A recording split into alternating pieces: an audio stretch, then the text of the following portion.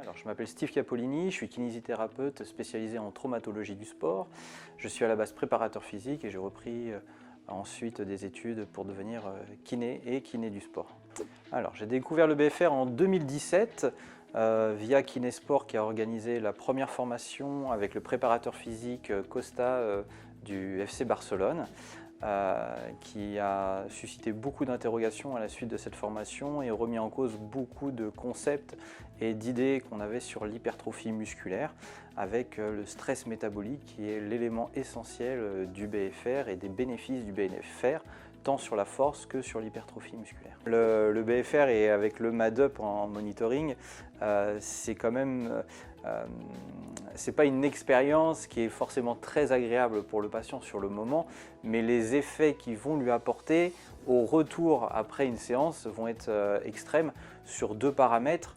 La douleur locale au niveau des articulations qu'on veut travailler ou des muscles qu'on veut travailler va quand même être diminuée lors de l'activité, que normalement il serait douloureux sans le MADUP. Alors j'ai une patiente avec une fracture du plateau tibial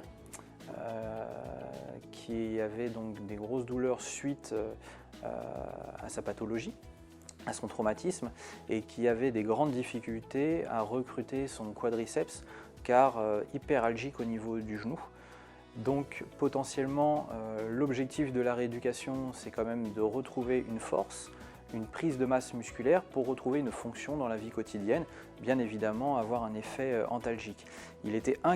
Cette patiente était incapable de faire le moindre exercice de rééducation, sauf à charge à vide en fait, sans mouvement, et même un leg extension était quand même quelque chose d'assez compliqué.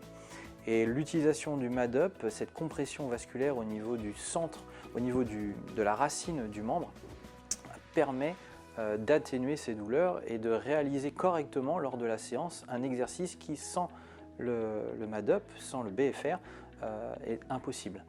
Et cette patiente a été assez surprise de voir sa jambe se lever alors qu'elle n'y arrivait pas du tout sans le BFR. Donc ce qu'il faut bien comprendre, c'est que le BFR, c'est vraiment un maillon dans la chaîne thérapeutique qu'on a en tant que praticien. C'est vraiment, ça s'inscrit dans une méthodologie de réhabilitation dans le temps et qui va permettre à nos patients qui sont dans l'incapacité de développer des charges lourdes pour retrouver une fonction, et bien cette fois-ci avec une charge légère vont pouvoir retrouver de la force supérieure, une hypertrophie supérieure et une douleur atténuée. L'avenir du BFR, elle est inscrite par rapport aux recherches scientifiques sur bien sûr ses bénéfices.